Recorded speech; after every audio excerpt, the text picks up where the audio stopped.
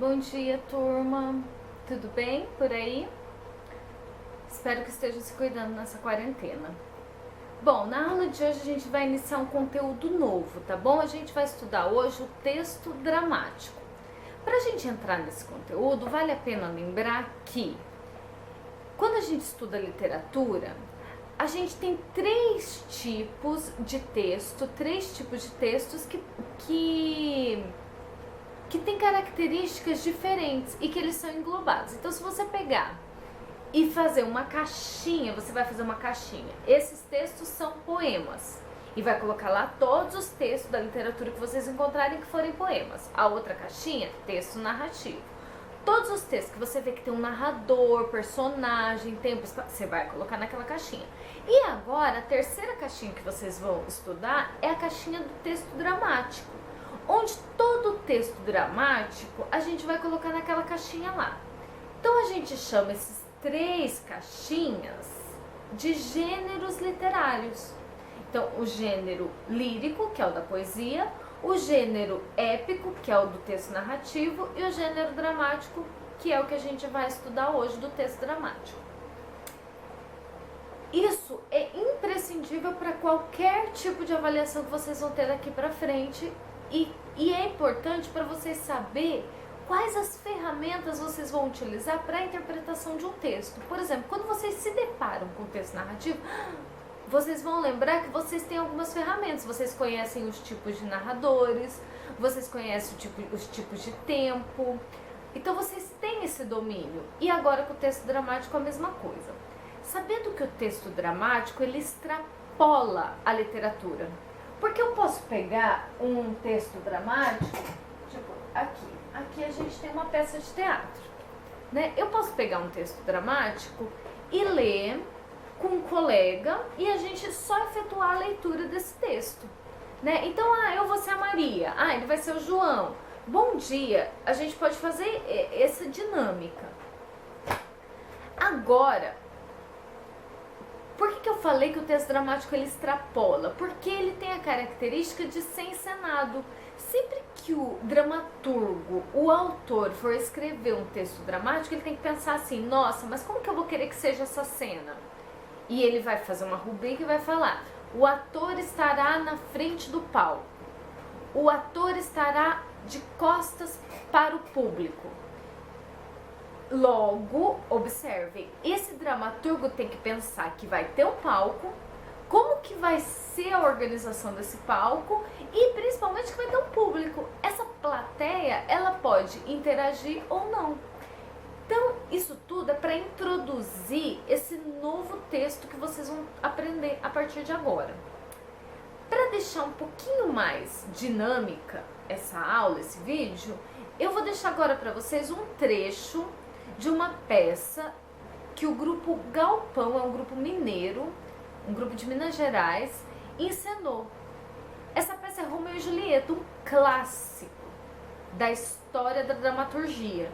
Então Shakespeare escreveu Romeu e Julieta e até hoje muitos e muitos dramaturgos falam assim, opa, eu quero pegar o Romeu e Julieta e fazer ao meu modo.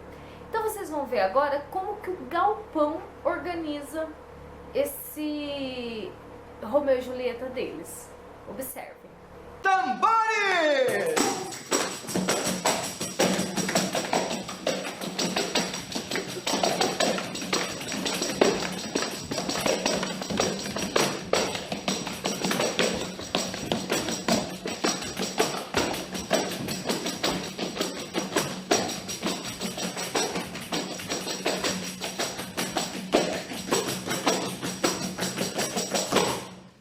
Mascarai-vos, mascarai-vos, entrai no circo às avessas. Convido-vos a transformar esta praça numa casa de Verona em festa. Flor, minha flor, Flor, vem cá. flor, minha flor, laia, laia, laia.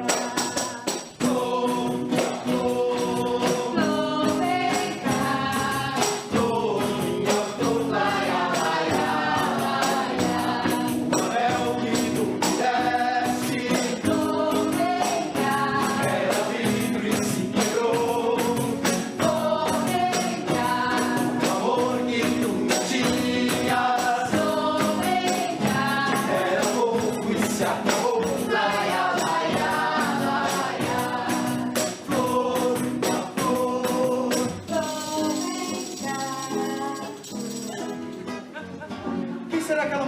fundo que dá a mão ao cavaleiro agora.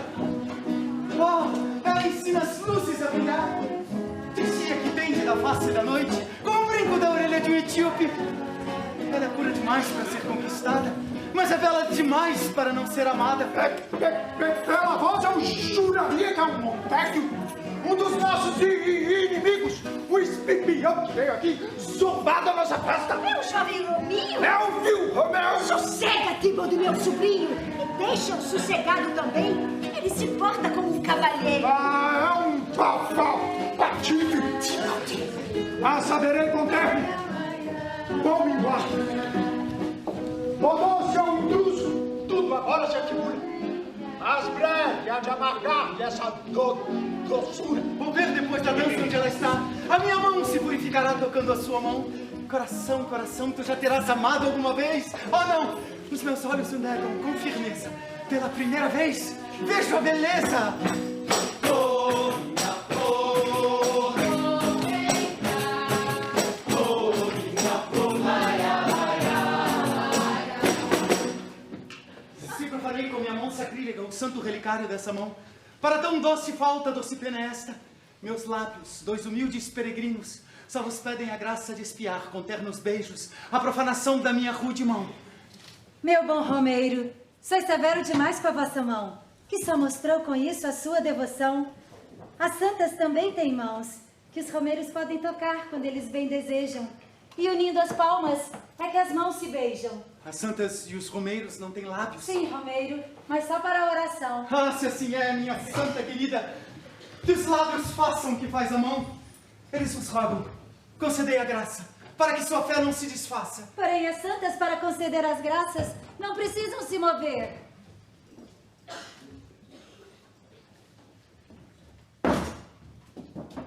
Ficai imóvel, pois, minha santa querida, enquanto eu colho a graça concedida.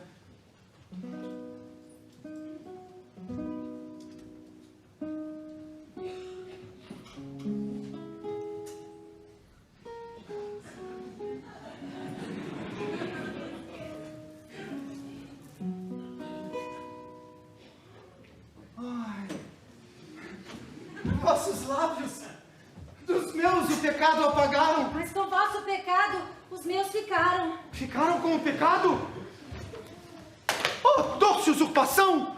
Restituí-me meu pecado, então!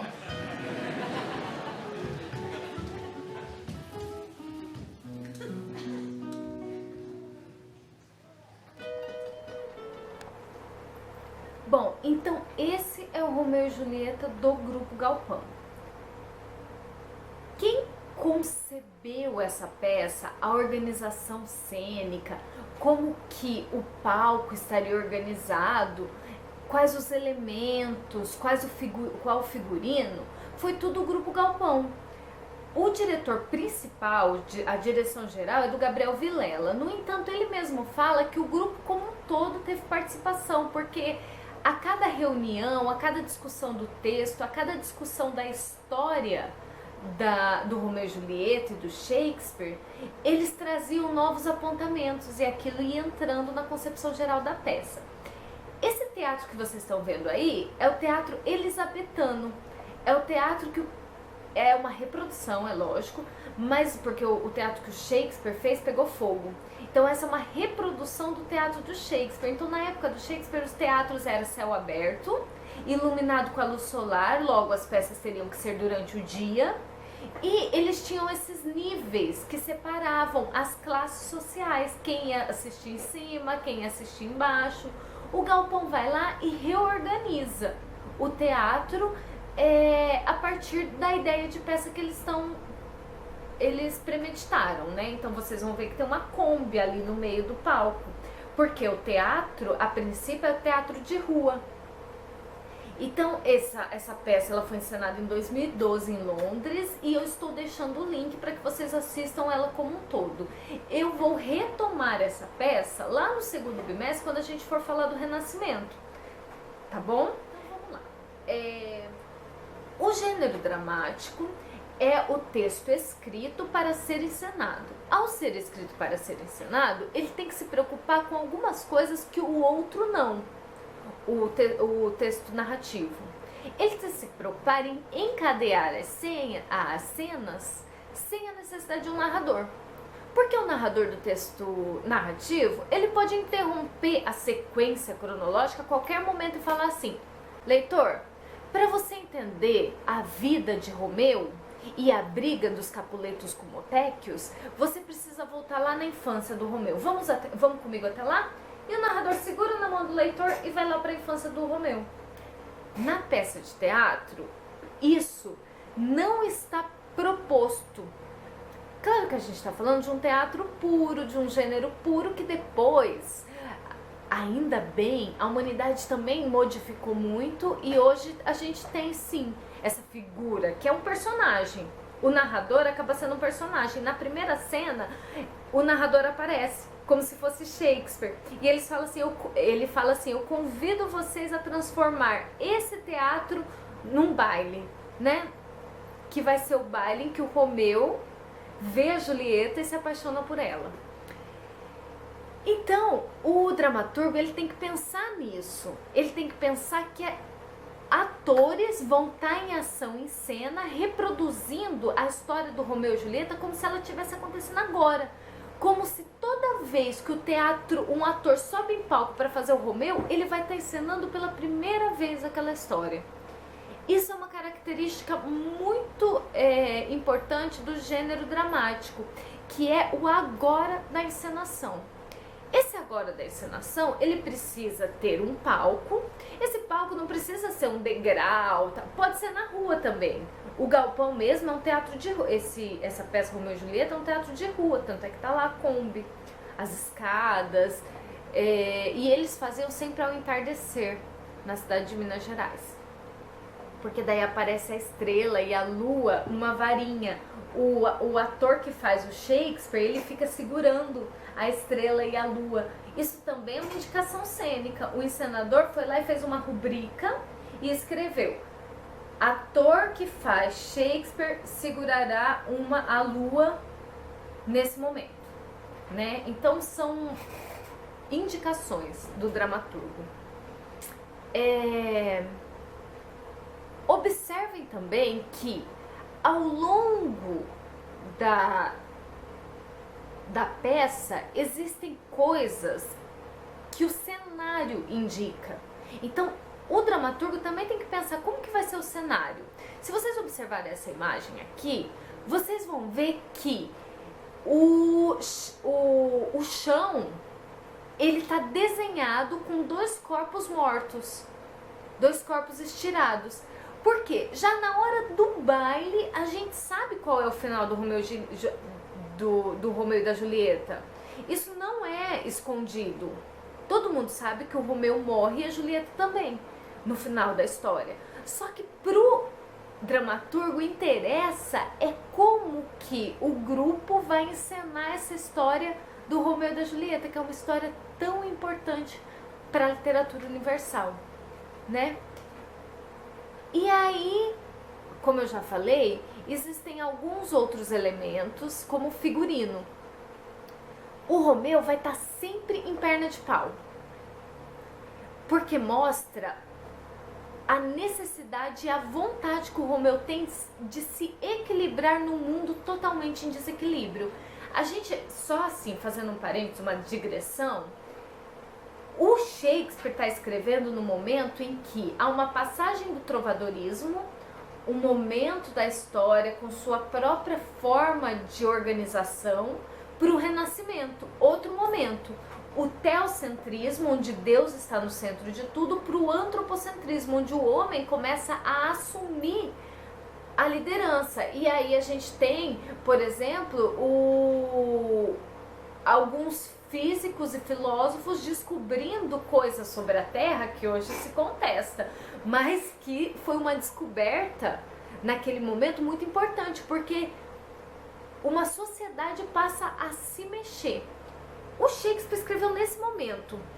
E também ele está escrevendo a briga de duas famílias inimigas que estão em luta. A gente pode ler como uma metáfora também para esses tempos que também estão se debatendo, lutando um contra o outro. E o Romeu busca a harmonia desses dois tempos. Não é à toa que ele está em perna de pau, porque ele quer buscar o equilíbrio, mas ele sabe que o mundo está em desequilíbrio. Se vocês observarem a Julieta, ela está fazendo a mesma coisa, mas ela está em ponta de pé, como uma dançarina de balé, né?